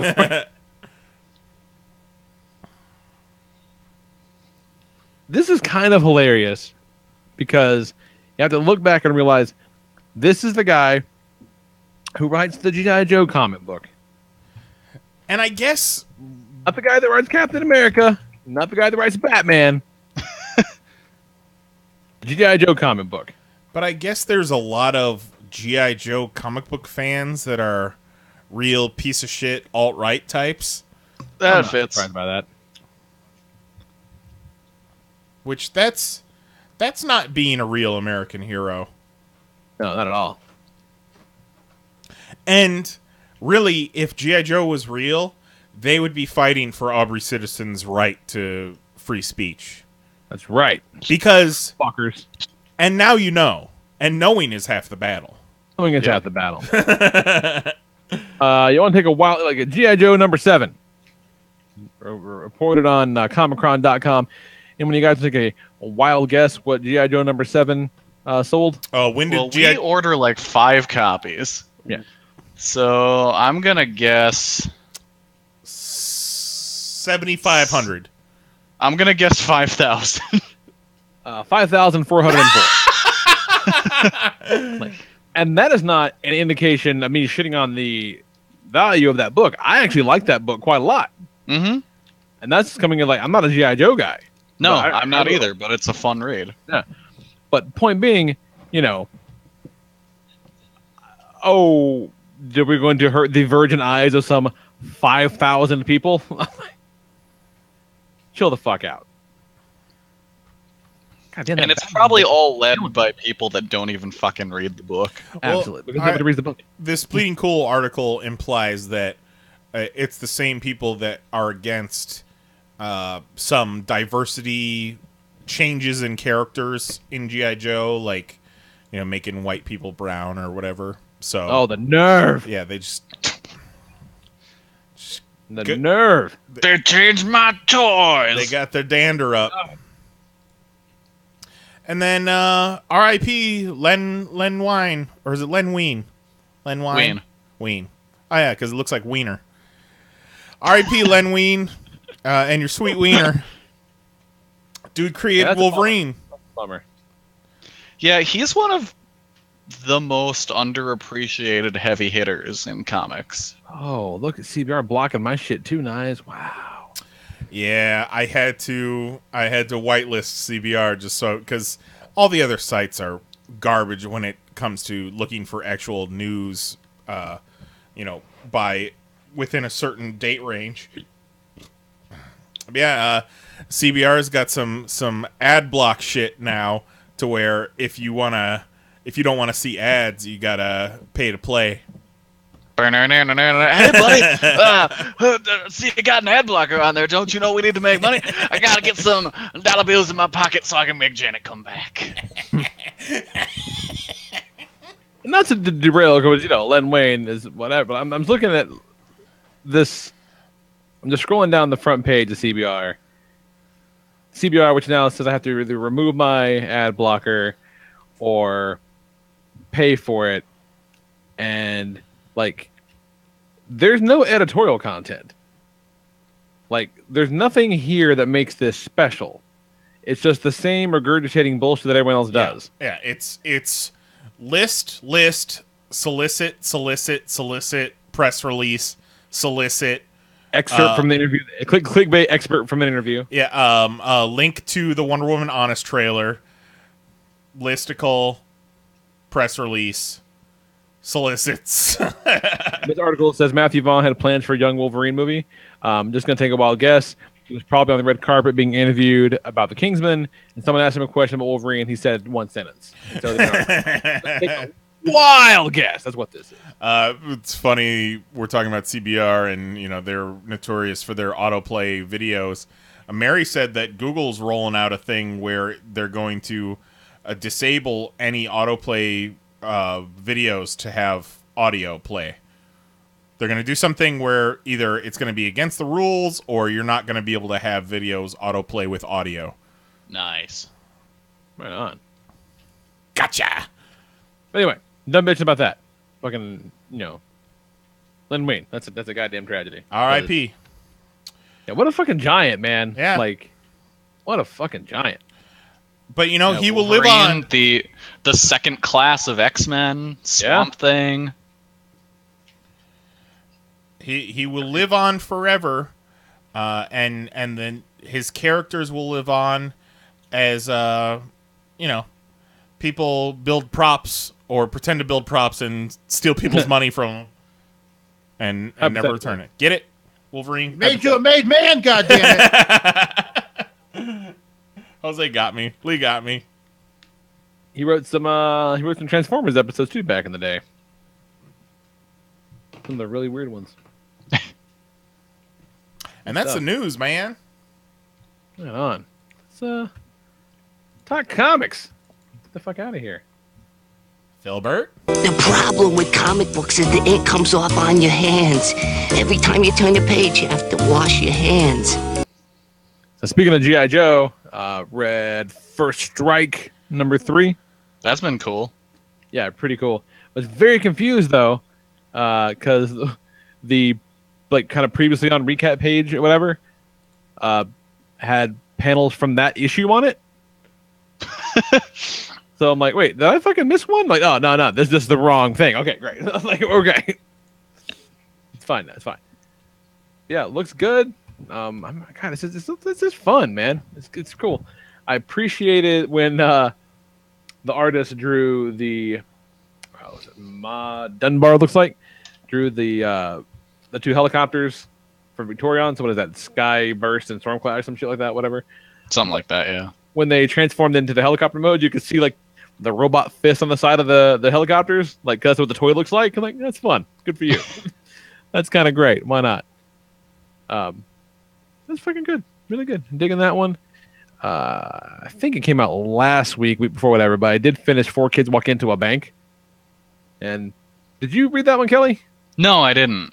Highly recommend 4 Kids Walk Into a Bank.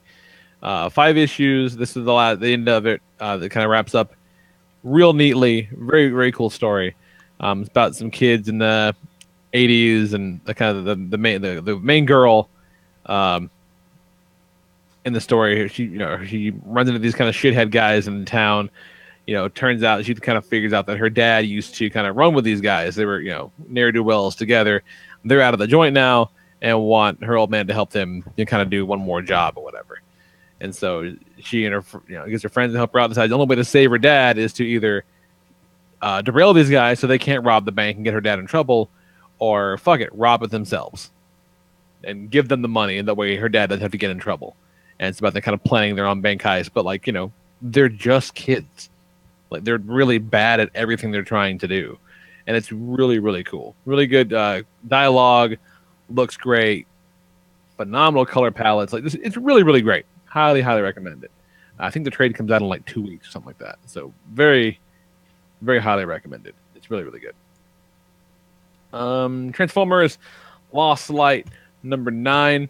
Got me in all my emotional centers. Don't appreciate. Like there are moments where things happen in my real life where I don't have the response I think maybe a normal person might have to said news about death and tragedy and hardship. And I think to myself, fuck, man, am I broken? Am I not a great person? And then a comic book about Megatron almost makes me cry, and I think I'm okay. No, we're gonna be okay. I don't give a fuck about those people, but these fake robots, we're on board for that. So yeah, this one's all about Nautica and Velocity and Nautica trying to resurrect Skids and what the consequence of that might be and what she has to give up for that. And it's really good. And the last kind of final reveal calls back to some IDW deep cut shit from years ago, like back in the Furman run. So pretty glad that they're kind of dipping back into that well. That's pretty exciting stuff. It's really, really great. What the fuck else? You read some of Rock Candy Mountain. I did. I read the first 2 issues of Rock Candy Mountain, and boy, it's fun. It's a lot of fun. I think I knew I was on board with something really special when the very first panel of the very first issue just has the devil screaming out "filthy fucking hobos." The very first words out of the book. It's really good. It's Kyle Starks. He's the guy that is writing the Rick and Morty comic, and I also read Sex Castle on your recommendation, Kelly, and that's one of his books too, right? Yeah. Yeah, and I think not this Wednesday, but the Wednesday after, his new OGN Kill Them All comes out. That's awesome. That's awesome. But yeah, there's the second one is about an underground hobo fight club, and like the reigning champ, this guy 100 Cat, this big big buff black guy's kicking ass, and this guy steps out of the crowd to challenge him, called the Clanimal. He's got the fucking clan hood on. He's talking a bunch of shit, and the guy goes, "What'd you say, motherfucker?" And he punches him in the chest, and like like there's this big bloody mass that starts accumulating on his chest, like through his shirt. And he just goes, "Oh boy, do I ever have a bunch of regrets?" And he falls down. That might be my favorite moment in comics this entire year. Like, oh boy, do I have a bunch of regrets. Really, really fucking funny. Really good. So yeah, Rock Candy Mountain is a delight. It's really solid. What else? Harrow County is still really good. Try calling 25 issues, man. Cullen Bunn, Tyler Crook, good horror book. Really solid. It's good. God, sound like a broken record, but that Bendis and Marquez, the Defenders, is just incredibly good. It's a good book. It's so good. It looks amazing. Looks incredible. I like the revelation that Jessica Jones used to date Hellstrom, which I think is kind of awesome. Fits. Yeah, for sure. She gets and around. so you're kind of caught up on this, right, Kelly? You bring the whole thing. Yeah. Am I supposed to know who this chick with the purple hair is that Jessica's palling around with? Like her? I don't think informant? so. Okay. I think she's a new character. Which I'm fine with. I just don't like feeling like I don't know shit. I like to know shit. Yeah, I don't recognize her. Okay, cool. Yeah, it's just really damn good. Really, really good. Haven't got to all the stuff. I'm still a little behind. It was a huge week last week, but it's also a really short one this week, so it kind of balances out. But I did read Invader Zim 23, and it's wonderful. For the most part, they keep the Zim books pretty self-contained, kind of one-and-done issues, but they're kind of doing a little bit longer story this time, and it's about Gur's programming being compromised by a virus, and Zim going inside of his consciousness to try to fight it. It's as wonderful as you think it is. If you like Invader Zim, you should read this Invader Zim comics, because they kind of go to one step beyond even what you do with some of the good licensed books these days. And like, Eric Trueheart writes the comic book a lot of the time, and he wrote like the best episodes of the show. So they're going directly to the talent pool that made the show, and that's brilliant. Really good idea. Yeah, that's all I got. What you got, Kelly? Let's talk about Batman Metal Issue 2. All right, yeah. Let's talk about Batman Metal Issue 2. Continues to be the buck wild event of the summer. It was fun. I did like it. I fucking love metal. But like this is outside of Black Mirror. This is my favorite Scott Snyder Batman. Yeah, I like when the Superman just flat out punches him through the chest because he knows his clay face. Yes. Like, this is what Scott Snyder personally promised me. This is Dark Crisis. When Batman just reaches into a sack and pulls out a baby Darkseid. Yes. Reaches into a backpack and like, hey, I got this. And I'm not afraid to use it. Like, what the fuck? And Wonder Woman's like, man, my sister's gonna be mad. It's so weird. Like, it's just so bizarre. I love it. It's all just the weirdness I want out of a big DC crossover. These freaky deaky Batmans at the end are kind of cool looking.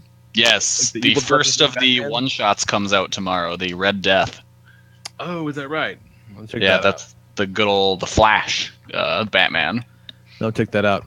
And I liked the bit where he's kind of talking about like how he was, kind of baptized in 4 of the 5 crazy metals, and like, yeah, you know what? That all checks out. Yeah. And man, this is going way into some Final Crisis shit. Love it. Love it. Bringing in Barbados. Bringing in the Omega Sanction.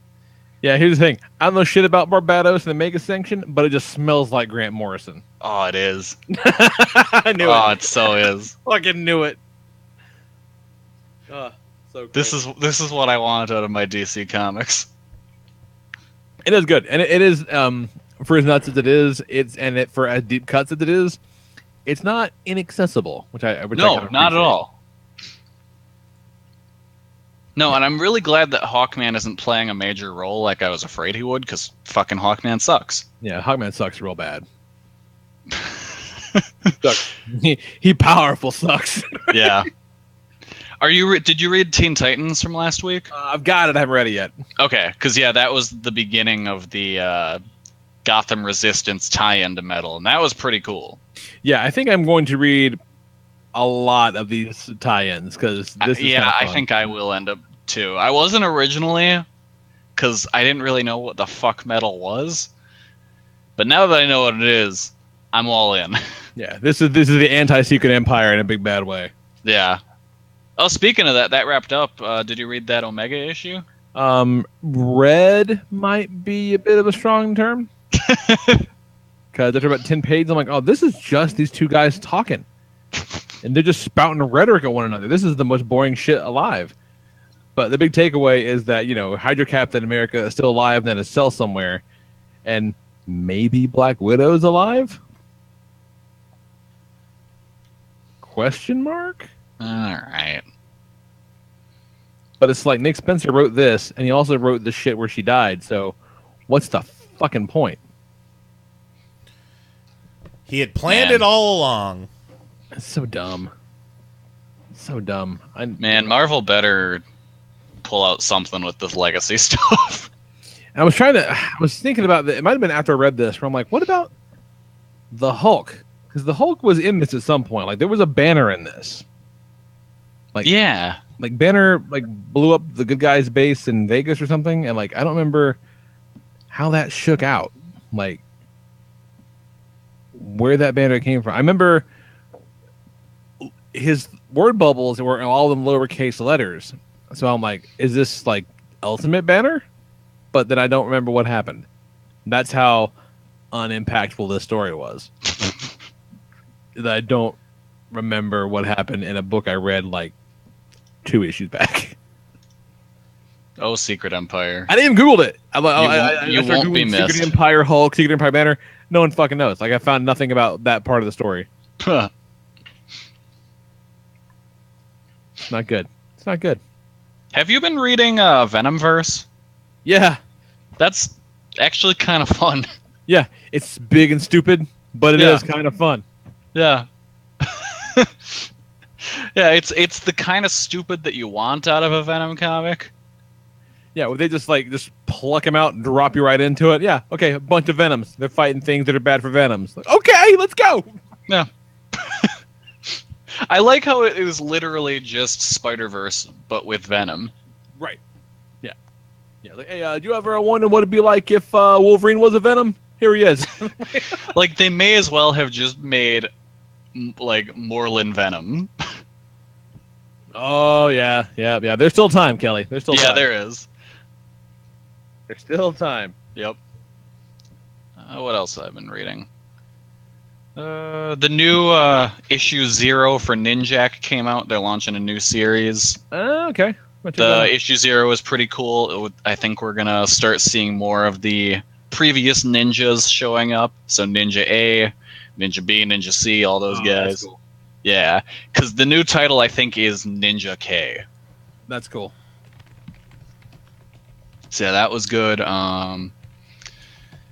And then I've been reading. I bought that all-in-one Death Note book, so I've been reading that for like the past 2 weeks. I think gigantic. It's enormous, and it's one of the heaviest books I've ever owned. For this, like pound for pound, is one of the heaviest books I've ever owned, because it's about like the size of like 2 or 3 normal mangas stacked up, but it's 2,400 pages long. That's nuts.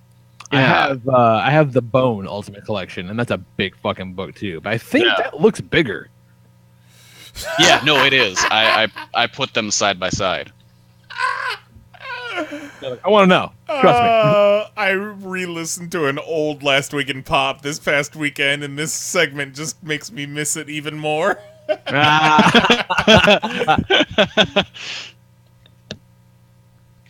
But yeah, so I've been reading that, and the funny thing is, I read Death Note so long ago that it's all new to me again, and I literally don't remember anything about it.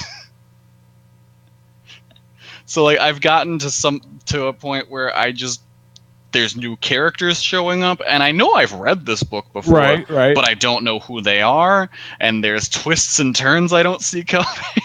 That's awesome. And it's the funniest thing, because I'm like, I've read this, and I have no recollection of any of these things happening. I love it. I love that. I love when that happens. Yeah, so Death Note's pretty good, you guys. It's dense as hell. It takes a while to read. Awesome. Yeah, and also I've been going back to read some of the Marvel Cosmic stuff from the mid 2000s that I missed the first time around. Right on. So I read some Nova from Abnett and Lanning. I read the first book of Annihilation Conquest. Oh, that was good. Yeah, I got the second one. I haven't read that yet. That was Need to get the Thanos Imperative. That was good too. But man, that shit is so good. And like, I said this on Twitter, but it's like, when you think about the fact that Civil War was coming out at around the same time as both Annihilation and Planet Hulk. Yeah. And Civil War is looked upon as the classic. The fuck? Yeah. Because those are two far superior comics. Yeah. And also, was that around the same time as Messiah Complex? You know what? Yeah, it was. Yeah. Another one. A little bit later, but not by much. Like, I would easily rank those 3 above Civil War any day of the week. Fuck, man, Messiah Complex was good. You're right. It was. That's it sucks that it's so far away now, because for a while that was the perfect starting point for X-Men fans. Yeah. Like, if you wanted to get someone into X-Men, you handed them that book. But now we're so far removed that it's completely irrelevant again. Yeah, I'm falling out of love with the X-Men comics again pretty hard, because I was kind of on board when they did the relaunch, because I was out, and I came back to the blue and gold, which are fine. I still like the blue book, but as much as I like the team in the gold book, and like this Omega Red story they just did was pretty damn good. Like, I have no problem with it, you know. Yeah, I like gold. I actually dropped off of blue, but gold is doing that thing where it's like another fucking story about another fucking government person talking about how mutants need to be deported and how they're whatever. It's like, my God, like, it's just.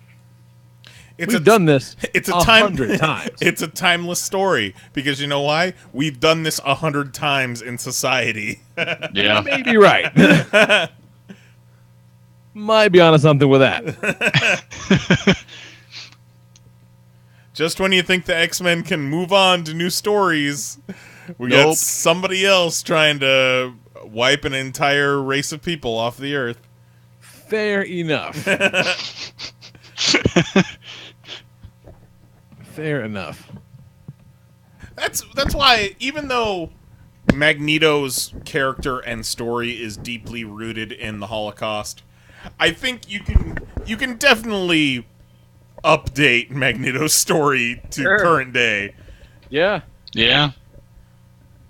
There's enough atrocities out there that you could fit in Magneto's story anywhere. It's kind of like how they always updated Punisher's war. He was Vietnam, and then he was Iraq, and now he's just in the war. Yeah.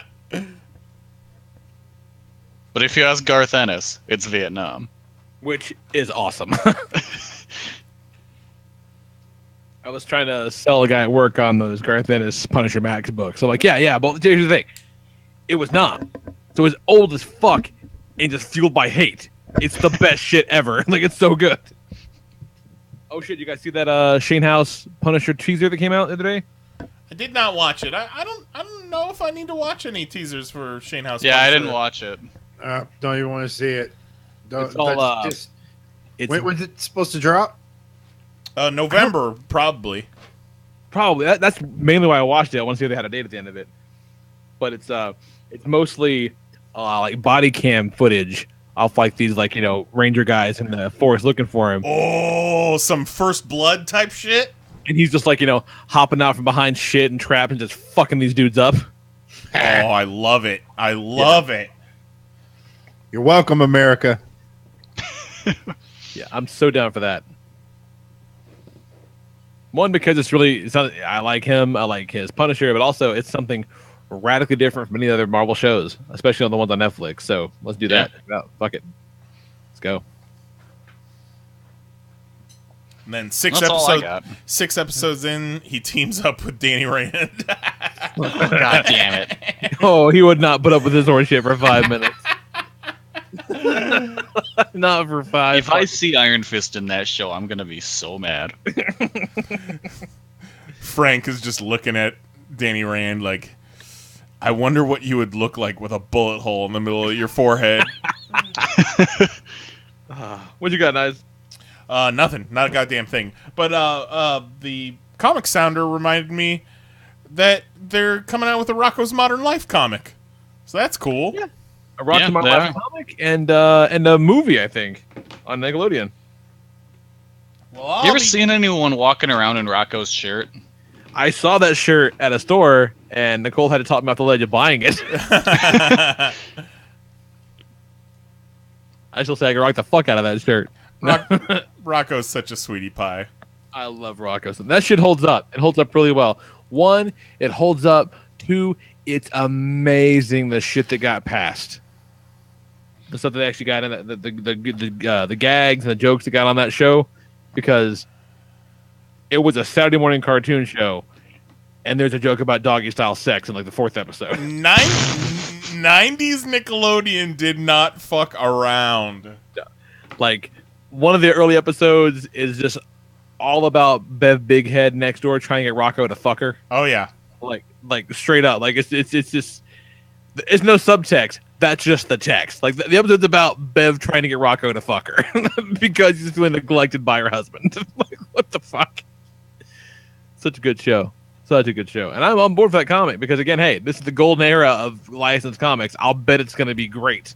Yeah, there's never been a better time for licensed books than now. I'm on board for that. So what you got going on, Jose? You and the lady watching Dr. Quinn Medicine Woman? Well, we are one step closer to getting off the island. Oh, shit. So I will report back on that in a little bit. Yeah, but Dr. Quinn Medicine Woman's going to be bigger pop than that, you guys. You guys fucked me on that. That was funny.